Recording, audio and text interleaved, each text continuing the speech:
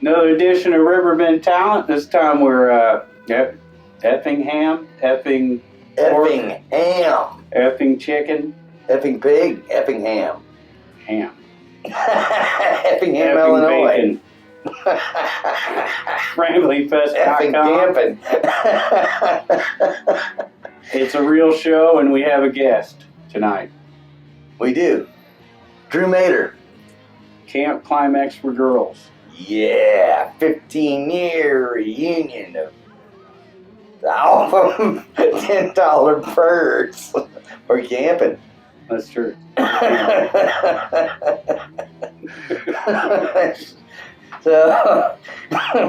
So before we get into Camp Climax, you still make it out here if you want to come to Effingham. Right. I mean, unless it's after Friday, July 26th. You can get a one-day pass for Saturday, July 27th. Just either way. I suggest you come Friday night. Friday night, baby. No. I don't know. Both nights. 2 nights. So right now, what are we doing? We're camping. You can check out Where to Catch All Your Local Entertainment this weekend still at cottonmouth.org.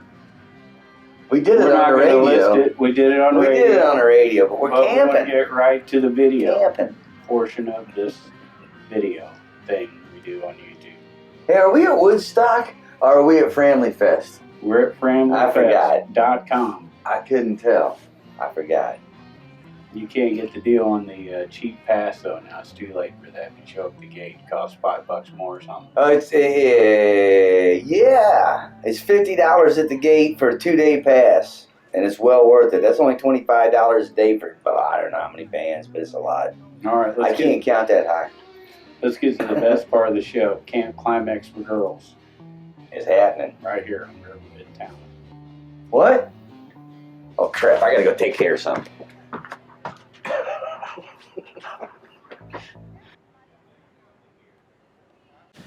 Back with more Riverbend Talent on the Big Z. I'm Dennis, Pigpen with me as well. And we're in the pre-recorded studio tonight, Pigpen, and we are talking to another band that's getting back together for a reunion show.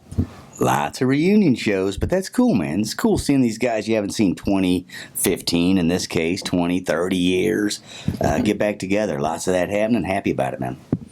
Well, we've seen Drew Mater a few times around the studio. And we've seen Billy Wallace with 33 on the Needle. Yeah. Right? And who's the other guys here? We have Steve Ricks. I like to call him Steve-O. Steve Ricks is with us. And absent from this lineup, which is the Camp Climax for Girls lineup, Matt Eberlin, legendary drummer from the area. So he's currently living in Connecticut raising sheep or something like that. But he's going to come back down and play drums for this for this reunion. Drew nodded, so that may not have been fake news. I don't know. I think that was Pigpen fake news, so probably, right? Yeah, I don't know what he's doing out there. I think it's clam digging, actually. Clam digging. I think that's what you do out in Connecticut. That'd be more like it. I don't know. So, but yeah, Camp Climax for Girls getting back together this weekend, right? This is airing on Thursday, so this will be this weekend. It will be this weekend. Currently, me and you, we're camping somewhere. Right. We're not really even here. It's the magic of the movies. I don't know. But yeah, this is the show is gonna be on. There's 2 shows that we're talking about here. It's the 26th and 27th of July, which is this Friday. It's tomorrow at the Gaslight in St. Louis, and then the following day, Saturday, the 27th, at the back room of the Bottle and Barrel, blocks from here. So it's a double header because, I mean, you know, Matt Eberlin's coming all the way from Connecticut. You can't just do one show, man. He's got to find someone to watch his sheep. You know, you just got to get plane tickets. I don't know. So, anyway, I think this is pretty cool that you're doing a double header. The Gaslight on Friday night, man. That's a pretty interesting place. Have you guys got to play there yet? No, we haven't played there. Our buddy Zach Gibbons is one of the engineers over there. Plays in a bunch of bands, makes a bunch of records, and he's a friend of ours from the camp days. He was in a band called Horseshack that we used to play with. Horseshack? like the Welcome Back Cotter. Yeah. What else do you think of when you hear Horseshack, man? Like, that's great. Good, wonderful. I'm glad we're on the same page. Oh yeah, I was waiting for his impersonation. Gee, Mr. Carter. Mr. Carter. Yeah. So anyway, Zach's an old buddy of ours, and so one of the goals for the reunion was to record the 4 songs that we did not have a chance to back then, which I kind of feel like are some of the best songs I've ever played on and been a part of creating, and just have always been kicking ourselves that they didn't get a proper recording. So thought it was a decent idea to try to connect with Zach at Gaslight, where we could potentially rehearse, record, and now they're doing shows in the warehouse, so kind of camp out over there for the week, record, It's all camp themed. play a show, and then record Thursday, play a show Friday, and then come over to Alton and play a show here too. So Wow, triple header. That's the hat trick. well, Trifecta. that's the plan at least. We'll hope we can pull it off. So this is a 15-year reunion of the recording of your album called $10 Birds. Correct. Man, tell us a little bit about that. First, I want Steve-O to tell me about the name. Oh, $10 sure. Birds. $10 Birds. Is it about women over in Europe? No, it's it's a little tongue in cheek. No, actually we were recording with this guy Mike Lust, who's kind of a legend in Chicago, in his little studio up in a old abandoned like lawyer's office. It was really cool, and man, we had no food. Man, we just had a cooler of beer, and got hungry, and we started eating this takeout, man. And they'd bring us whole roasted chickens for $10 flat. Throw me a $10 bill. And so, we'd get hungry. What are those $10 birds? I'm like, yeah, I guess so, man. And it just kind of stuck. It's a little tongue in cheek. It's not meant to be. I mean, whatever. You get it, right? I get it. $10 birds. It stuck, right? And with a name like CCFG, right? So now, when you get done at the Gaslight, you're going to find out that your new album is called $25 Birds, because inflation is just crazy with the poultry industry. I don't know what's going on with the poultry industry. They really need to rein that in, though. I don't know. It'll be $2 tacos after Gaslight, because they've got some awesome tacos there. No, they don't. I had Whole some. shop closed down. Oh. Yeah. Well, you know what? Hold on. I just there now, though. I think. Yeah. Oh. Can It'll be I good, but can it's I not throw time. my 2 cents in? After $10 Birds to have like $5 tacos, that's also tongue in cheek. Well, yeah. I'm just saying. A little don't think cheaper we'll in be doing Mako. that. I don't know. Wow. No, I don't Good. know. I just thought maybe. Anyway. All right, let's get back on track here. Yeah, it's been 15 years since the album, but it's been 14 years since you guys have really gotten together as a band. Like, it was a year after the album that you kind of disbanded. Matt decided to raise sheep, so he went up to make sweaters. Oh, yeah. And dig clams. Yeah. Steve-O decided he didn't want to play no more for a while. No, I don't know. I'm making all this up as I go along. Tell me, why has it been 14 years? The band just broke up, like bands do. Like bands do, right? And That's a long time for friends to not get together and play music, though.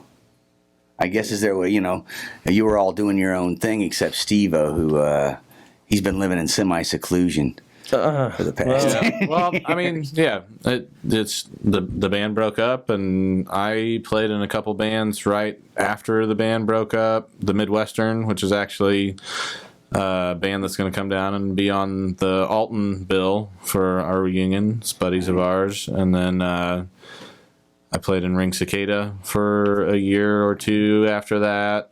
Did a record with them. And then me and Steve and Matt formed Your Dukes. After that. Okay. I played in a band in college, Goddamn Jets. I don't know if you can say that. You can't say that, can you? As a drummer, actually. You just said it. Yeah. And then I think can. there was several projects. I never really stopped playing. I just never really had anything going full time, cutting records, touring, trying to play shows all the time, and nothing really. Just doing whatever fun Just came around. kind of That's what it's hitting the about. guitar or the drums, either one, Getting together in a room with a couple guys, having fun, Sure. is the reason you make a band. our guys, gals, whatever it is. All the rest of it's just icing on the cake. But to me, it's always just getting together in the room and everybody strapping on instruments and laughing and having a good time. That's what it's all about. Wait a minute, you played in Names and Titles after camp. Oh yeah, I was in Right? that band too. He don't remember. Look at him. He's wearing sunglasses inside. He don't know what's going on, man. That was Eric Hensley's band. Yeah, it was and a Dan band. Deck actually played Yeah. bass, and so Names and titles. Man. I don't know why you went to goddamn Jets. That was before camp. Oh yeah. Man, Your chronological orders. apparently those way 15 years weren't kind to me, man. See, I knew Drew would have the facts, though. You do a good job Yeah, of he's keeping the up with all that stuff. Yeah, I kind of have to revisit that stuff every once in a while, so it doesn't completely flee. Right.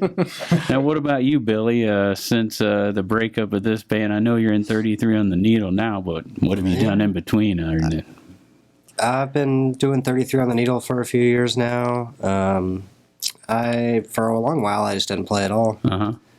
Kind of moved away for a little bit. And just finally kind of got back into it in the Yeah. last few years. And 33 on the Needle's been pretty busy the last couple of years, really. We put out a few records. Play quite a bit. Played the last 2 or 3 Rock the Hops, right? At least the Yeah, I last think 2. The last 3 we've done. Sounds right. Trinity Yeah. River Fest.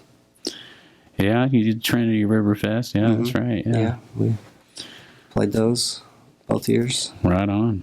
So after being in Camp Climax for girls, you have to take a break, apparently. Except Drew. Yeah, it's pretty overwhelming, man. I think we all were just. I think we played about 150 shows in 2 years. Yeah.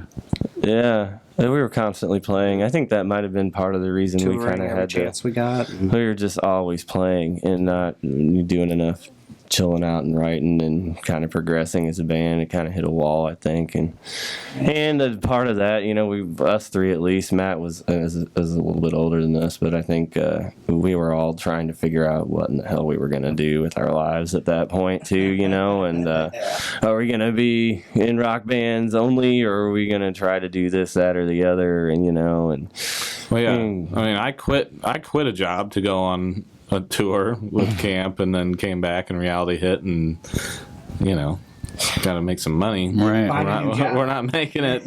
We're not making money with this band, So I actually got the job that I still have now. So I mean, at the time I think it was a contributing factor to camp splitting, but I mean, I don't know. I don't know where I'd be now. Like, it's like a pretty, it's a decent career. I mean, you can call it that, which, I mean, maybe. You want me to tell you where you'd be if you hadn't taken the job? No. You'd still be living in a van, Right. eating blueberry pie filling with a spoon for dinner. So you got it from the food pantry of whatever town you happen to be in that night, Right. and playing some really dumpy bar for one person. I don't know. I don't know where you'd be. You'd be Steve opening for Steve Miller. I don't know. Maybe you'd be Steve Miller. Oh, it's funny. I saw Hard Times. You guys know the hardtimes.net? Yeah. It's like the rock and roll metal version of The Onion. They do like spoof articles. Nice. I saw one today that was like, like written from the perspective of like the singer of this hardcore band, like calling out the guitar player for like being a complete loser and getting a career and like, wife and kids and job and all that, it just kind of fits the conversation here. And got a life, man. Yeah. Which, I don't know. I mean, at the time, we took the band pretty seriously and, like, really, like, put all our eggs in the basket for the most part. And, like, the reality's always there. But, It's always lurking. so, I don't know. I mean, I think we could have done a lot of things different and maybe kept it together, and I don't know. It was maybe not have tried to play and tour and so much and just kept playing and just dialed it down. Probably would have saved us, but it was a little much with everything else going on in our lives, and no record company footing the bill or something, I mean, and you're just like rolling in a van, and you get home from tour, like 2 weeks of tour, and you got 50 cents in your pocket, and 2 beers in the fridge, and you're like, I guess I better sign up for overtime. So where'd you guys get to play, like around the country? Man, we went everywhere. It was pretty awesome. So, like some of our kind of home away from home cities were like Peoria, Illinois. We would play all the time. Fort Wayne, Indiana was like legit home away from home. Yeah, Matt lived there for a few years before he moved back and joined the band, so he had connections there, and he was booking house shows there. So I mean, Matt had like the network of DIY touring circuits. Always bands coming through there that you would never expect, and good people, always crowds at the bars and wherever, Louisville, Kentucky was another good spot for us. Columbia, Missouri had good buddies there.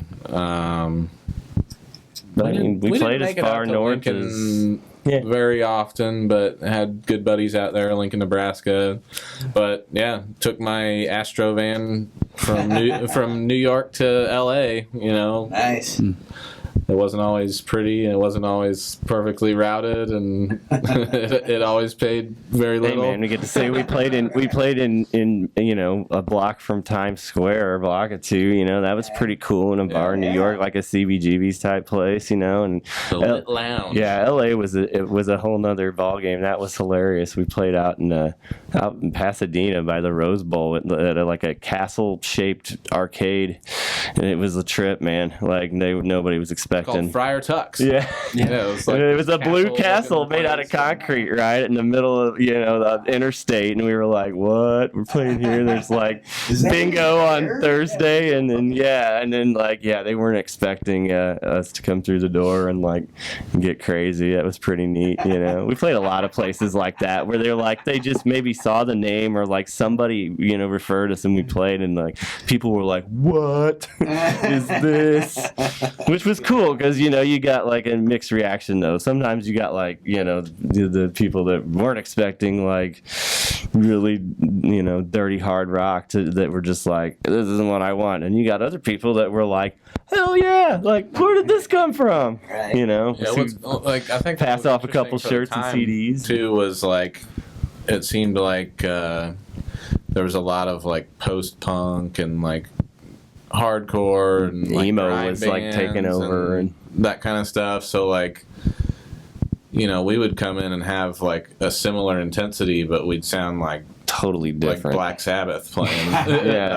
More classic rock and prog oriented, and like in the riffage and stuff, and like not just that chugga palm mute distortion scream breakdown. That was like every band then. And it was fun because we got to play with a lot of cool, awesome, loud bands like that, but also got a lot of respect from guys and gals in bands like that because they were like, "You're different. What is this, man?" Like, I think my favorite was some kid, like I don't remember where that was. I think it might have been Fort Wayne or Chicago or something. And he said, "Man, you guys sound like if like the Doors and Metallica like got together and had a baby." And I was like, it's more like, I wanted to tell him, it's more like, I don't know, Drive Like Jehu and Black Sabbath, but what? It was like cool though. It was respect. It was like he got it. He was like, you got this classic rock feel, but you're like loud and heavy and dirty and thrashy, and so that was what we were going for. Now did Matt do a lot of the bookings? How'd you guys do all that? Yeah, Matt I think did all the booking at the time, pretty much. There was a book that Maximum Rock and Roll put out called Book Your Own Effing Life. And it just had phone numbers and email addresses for promoters and venues all over the country, and you would just contact shoot emails, and this Reach is, out you know, blindly. before everybody had a cell phone lot and social media. So like, trading shows. So Did a lot a of band from Ohio or someplace, they'd come through Alton and play at our basement. Yep. And the then next time we're in Cincinnati or go through Ohio Columbus and or play their whatever, basement or That's the the way local to do bar or wherever they were doing shows, and just kind of part of that punk rock network. Right, that's the way to do it, though. Sharing the gigs, that's how you find new places to go. Find one band in another city that you like. Suddenly, you start swapping gigs. There you go. You got your new Sure. place. Yeah, we'd also Listen up, young bands. team up and do tours with another band, you know, kind of Yeah. hit their favorite spots and our favorite spots, and you know, you just kind of like teamwork, grow, you know. grow your following that way. Like, and Get to play a lot of places. Like we went on tour with this band Nixon from Louisville. They were friends with us. You notice how I said that, Louisville. That's I how it's heard that. pronounced, Louisville. Louisville. Right. So we got to play a lot of places down there in like Kentucky and like Southern Indiana and Ohio and stuff that we never would have found. You know, that they brought us with, and then we got to share Alton and St. Louis and Fort Wayne and Columbia and Kansas City or around there area. You got to So- share the Blue Castle with them. Well, no, that was Okay. that was with some hardcore bands from LA. They yeah, set that us was a up in the tour that castle. we completely jumped on. Like, we had one booked and it completely fell through, and Two hardcore bands from LA basically swept us up and were like, "Follow us for 2 weeks." So that was that's exactly how they felt about it. But well, I think a few of the members were happy there about might it. have been but- one or two guys from each band that was like, "Yeah, come on," and the rest of the guys were like, "But now we got to split the money." Right. These guys We gotta too. give them a cut. Wait, We've already Right. been out for 2 months. We just want to go home. I want to carry another band around with us. Right. But, you know, I think We had some good times. everybody's pretty gracious about it. So nothing wrong with riding some coattails. Right. I've done it a lot in my life. So you're hoping to get a recording out of this Gaslight thing, maybe that you can Most release, definitely. possibly, huh? yeah, hopefully at least digitally. At least Record some songs there at Gaslight with Zach Gibbons, and 4 songs that there's one have that out recording sometime. of that exists, and it's pretty rough. It's been our buddy Jeff Fields, didn't he remaster it or Yeah. kind of remix it? a Yeah, little try bit to and clean it a up. little bit. Yeah, It's just a 2-mic back of the room live recording at the Hideout in Chicago. Yeah, that's And, up on our Bandcamp page as well. We Yeah. put that out earlier this year just for free download on there. but like as Drew said, I think that was those 4 songs were so the direction we were going at the time. We kind of fizzled out, and like, you know, I think it's some of the best licks and best intensity we had. You know, some of the best songs, and it just never got. You know, so part of this mission, this reunion, is definitely to get that going and on solid gold, and everybody can hear it and enjoy it, including ourselves, and you know. Right. So you got Matt out in Connecticut, and you guys got these old cassette tapes, I guess, of these 4 songs No, it's that all digital, but you're yeah. trying to.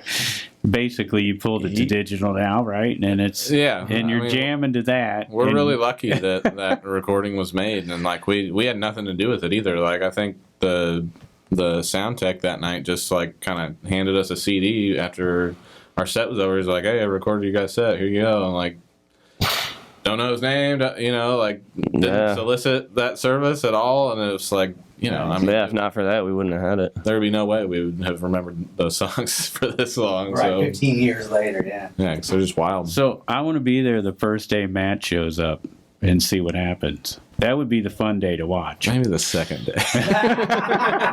You're gonna want to bring Pepsi and baked lays and $10 birds. yeah. Gobstoppers. Oh yeah, the man lives on gobstoppers. If he doesn't have a box of gobstoppers with him, it's Give you a some free bad tickets. day. Suck on. Yeah, there you go. I mean, with that quality of recording, you guys could be getting totally different things out of these songs. And so, how you doing that, being so far apart? Yeah, I mean, it's kind of nerve wracking. Like, I'm kind of nervous because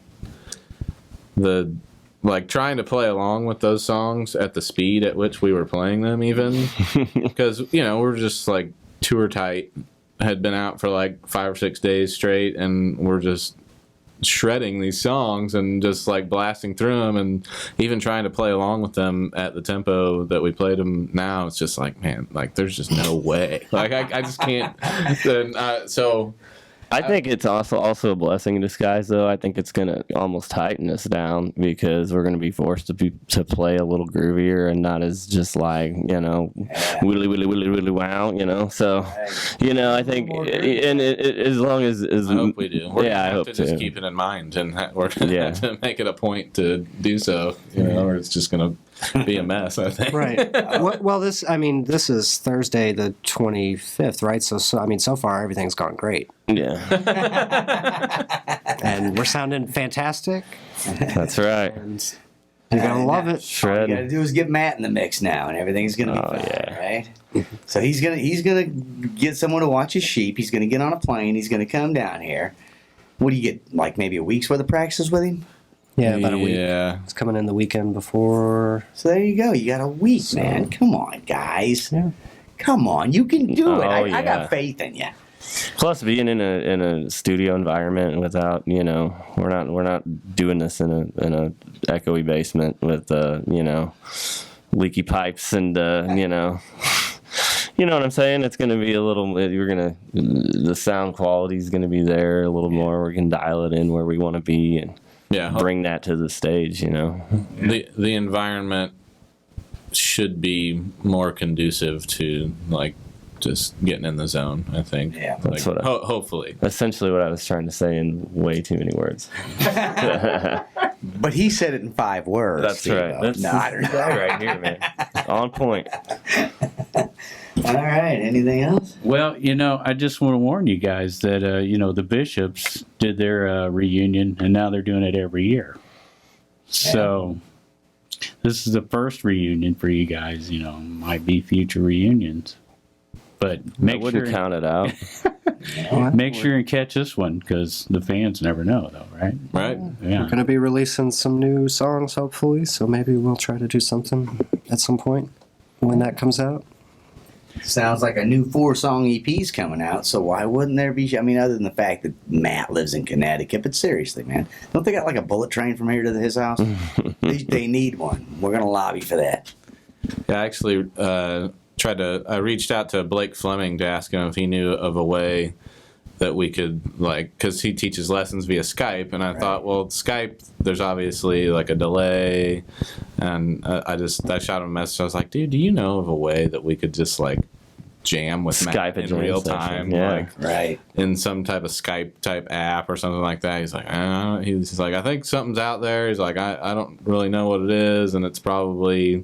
Yeah, the Defense Department probably has something that would do that, but it's probably $1.5 billion. Once they get something better, they'll let us have that. Right. It's Pretty soon you can get it at Guitar Center.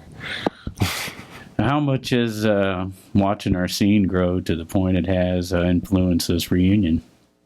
I mean, you got to be excited as we are to see this thing just continually grow and get bigger and more places to play. And you guys talked about it too. We played house parties when we started, right?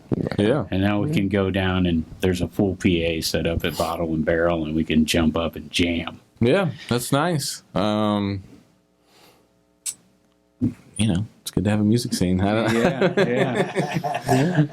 it's been interesting trying to promote to current music fans, people who are going to shows, because they don't necessarily know us because they were 10 when we were a band.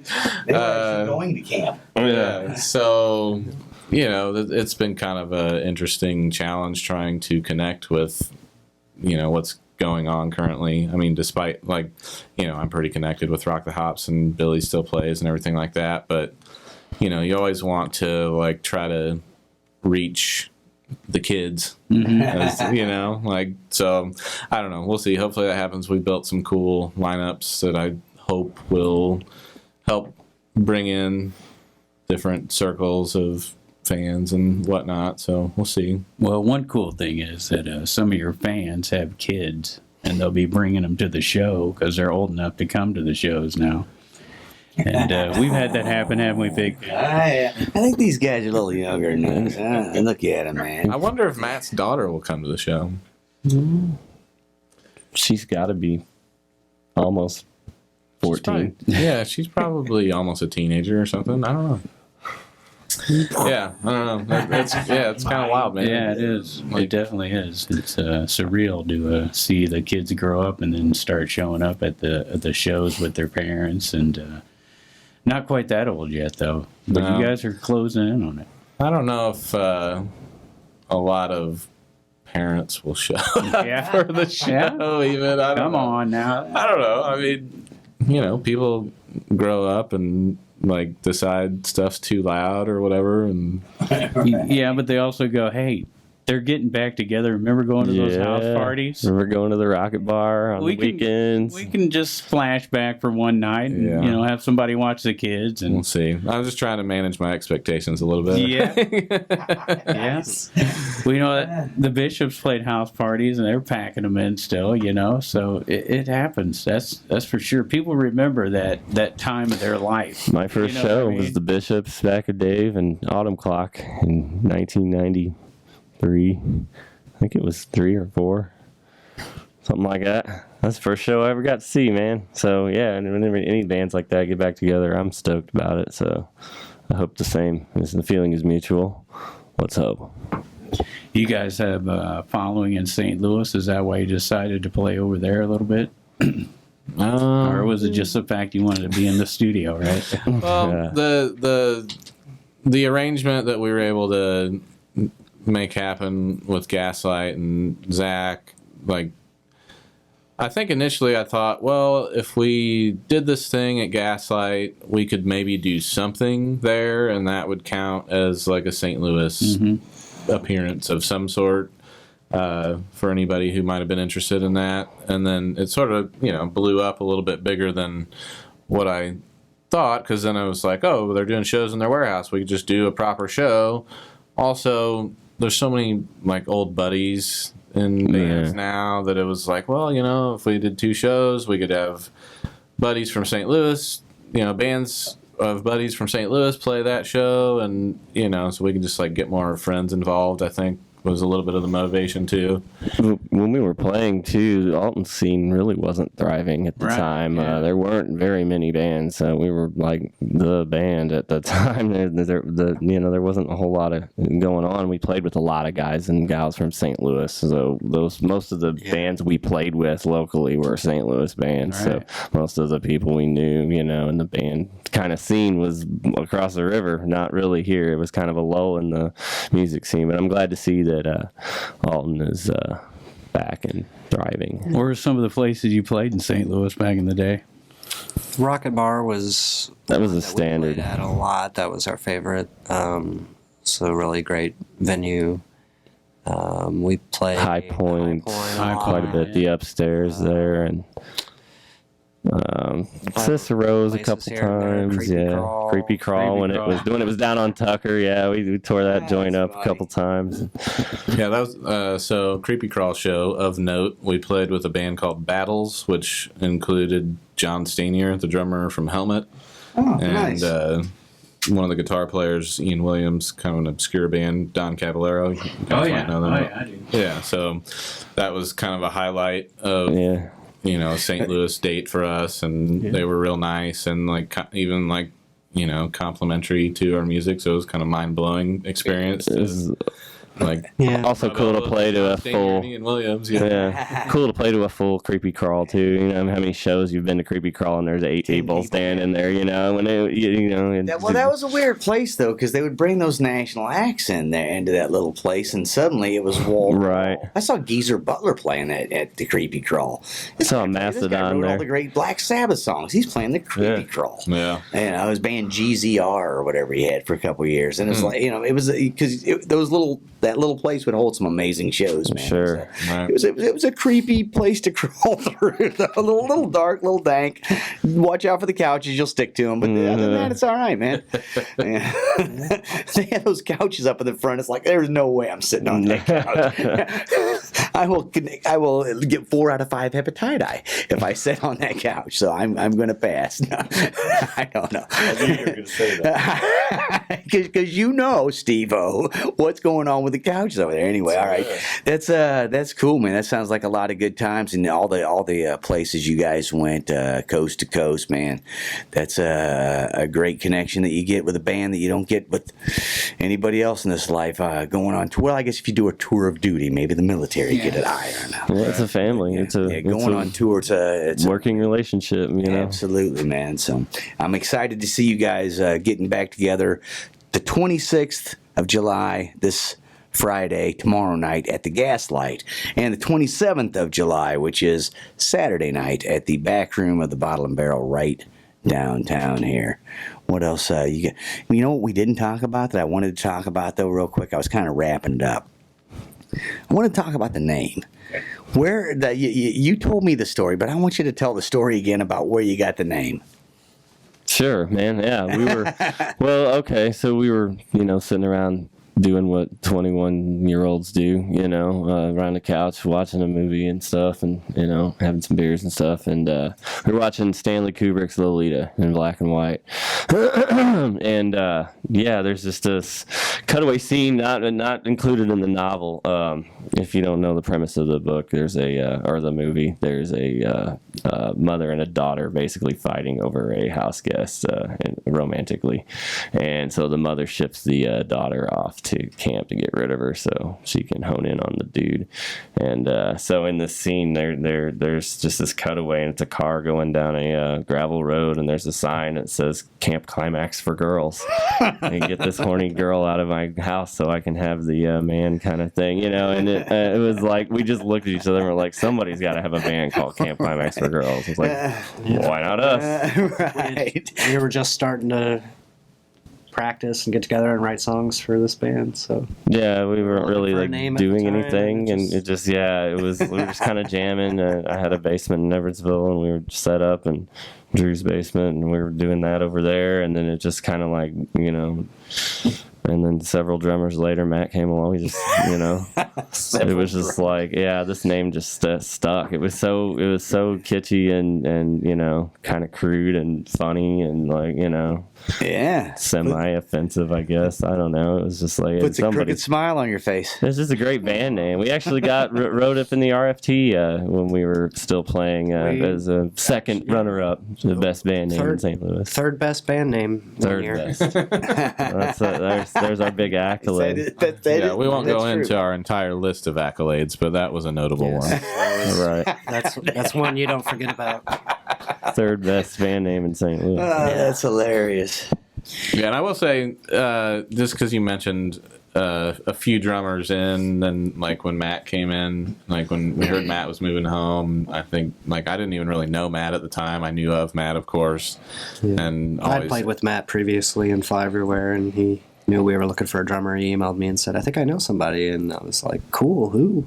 Yeah. He was like, "Me, I'm moving back." Yeah, and at that point it was like kind of mind blowing. I was like, oh no way, I'm the legendary Matt Eberlin. It kind of rhythm section with Matt Eberlin. Like, it gave me goosebumps. It took me about a month or two to be like, dude, I'm playing with Matt Eberlin in my band. The guy's just a legend. Hadn't Matt come back and join the band, like, we wouldn't have been the band we were at all. Like, we wouldn't have done all the stuff that we did. Like, we wouldn't have gone on tour.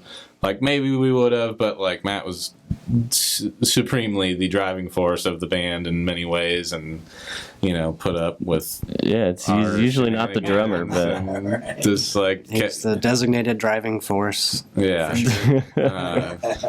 So, big shout-out to Matt Eberlin. I remember Matt's band, Gutted Pulp. Do you remember that? Yeah. Is that the band that he still people still message him on Facebook about? Like, yeah, they're still pretty popular in Europe apparently. Yeah. Like random. He used to.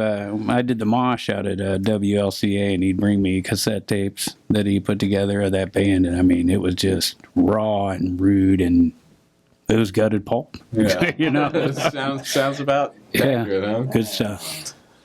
All right, man. Well, we appreciate you guys coming in, and looking forward to the big reunion weekend. You got 2 nights. You got over at the Gas House on Friday night, and then right here in town at the back room at Bottle and Barrel. Yeah, we got a And, lot of great bands playing. Yeah, who you got playing those with you? shows as well. At Gaslight, we're going to be joined by Breakmouth Annie, which features local Altonian Bob Monroe. We will also be playing with DiBiase out of Collinsville, former Ring Skater, former Fragile Porcelain Mice. Right. A band from Milwaukee called Conan Neutron and the Secret Friends, which has our buddy Tony from Nixon, band that we toured with back in the day. He plays bass in that band. They're coming down. And then for our show Saturday here in Alton, we're going to have Biff Gnarly and the Reptilians, Nice. which is a pretty cool new band from Yeah. Alton. And the Midwestern from Chicago, who Drew played with a little bit. Yeah, I did a EP with them, playing bass, basically right after camp broke up, and then who's the other? Subtropolis. Oh yeah, Subtropolis. Another local area, St. Louis, Belleville sort of band. Yeah, we know Dave, the guitar player, singer from back in the day. He was in Asia Minor at the time, and a few They were different on bands throughout the years. Same so, label as us. Yeah. So some old buddies, some new buddies.